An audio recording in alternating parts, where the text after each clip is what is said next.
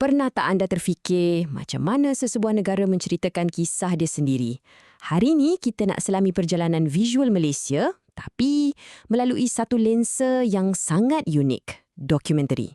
Daripada cuma alat kerajaan, sampailah jadi cerminan suara rakyat, ini kisah bagaimana Malaysia melihat dirinya sendiri dalam bingkai. Okey, jadi apa sebenarnya dokumentari ni kan? Lagi-lagi dalam konteks Malaysia. Ia bukan sekadar filem yang tak ada skrip. Fikirkan macam ni, ia adalah alat untuk pendidikan, untuk anyam memori kita sebagai sebuah bangsa dan yang paling penting, untuk membentuk identiti kita. Jadi, ia jauh lebih mendalam daripada sekadar hiburan. Tapi kan, persoalan yang paling menarik sekali ialah macam mana format filem ni boleh berubah begitu drastik. Daripada jadi corong rasmi kerajaan, tiba-tiba ia menjadi platform untuk pelbagai suara rakyat jelata. Itulah naratif yang kita akan rungkai sama-sama hari ini. Okey, ini dia peta perjalanan kita. Mula-mula kita akan fahamkan konsepnya sebagai rakaman visual bangsa. Lepas tu kita selami era awal di mana ia jadi suara rasmi. Kemudian kita lihat titik perubahan bila TV tiba, diikuti revolusi digital dan akhir sekali kita tinjau apa cabaran dan peluang untuk masa depan. Jom mulakan. Bahagian pertama, rakaman visual bangsa. Cuba bayangkan dokumentari ni macam sebuah arkib yang hidup. Satu rekod visual yang bukan saja rakam peristiwa, tapi dia tangkap sekali degup jantung negara kita pada waktu itu. Kekuatan sebenar dokumentari kan terletak pada keupayaan dia untuk memperlihatkan wajah manusia, suasana tempat, nada suara dan pergerakan masa dengan cara yang terasa hidup dan meyakinkan. Kalau kita baca teks sejarah, ia lain. Tapi bila kita tengok visual, kita seolah-olah dapat sambungan terus ke masa lalu tu. Sejarah tu macam boleh bernafas. Sekarang, jom kita undur masa. Kita kembali ke permulaan, ke era awal di mana dokumentari memainkan peranan sebagai suara rasmi negara. Masa zaman pra-kemerdekaan dulu, fokus dia memang jelas. Nak rekod semua usaha pembangunan kerajaan. Lepas tu, barulah lahirlah filem Negara Malaya.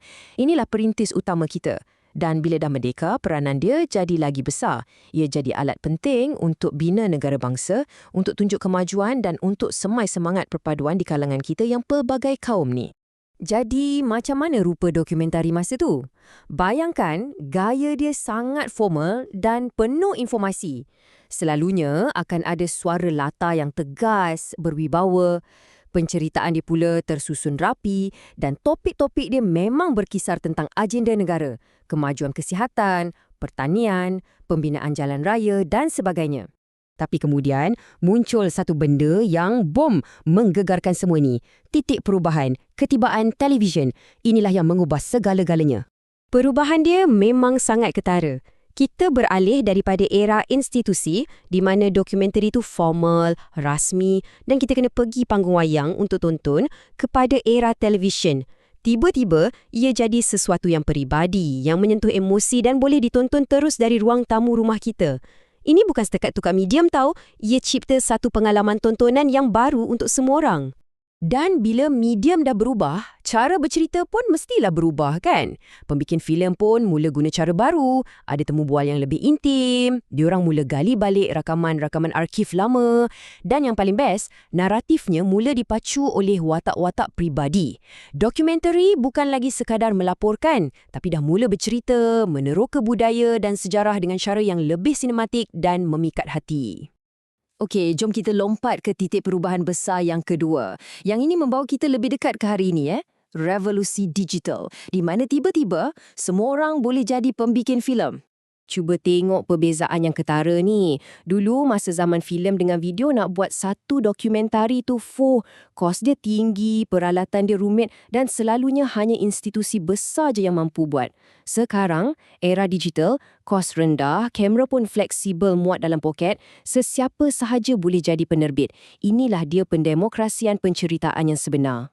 Hasilnya, kita nampak kemunculan gelombang pencerita-pencerita baru. Ada pembikin filem bebas, pelajar universiti, wartawan, malah komuniti setempat pun kini ada kuasa untuk rakam dan kongsi kisah mereka sendiri dari sudut pandang mereka yang unik. Tapi, di tengah-tengah ledakan kreativiti ni semua, peranan institusi macam Perbadanan Kemajuan Filem Nasional Malaysia atau FINAS jadi sangat-sangat penting. Bukan saja mereka sokong industri ni, tapi mereka juga buat kerja-kerja yang kritikal macam pendigitalan dan pemurihan untuk pastikan khazanah visual kita yang lama dan yang baru tak hilang ditelan zaman. Semua ini membawa kita ke hari ini, ke masa depan. Satu landscape yang, dipenuhi dengan cabaran. Tapi pada masa yang sama, peluang yang terbentang luas.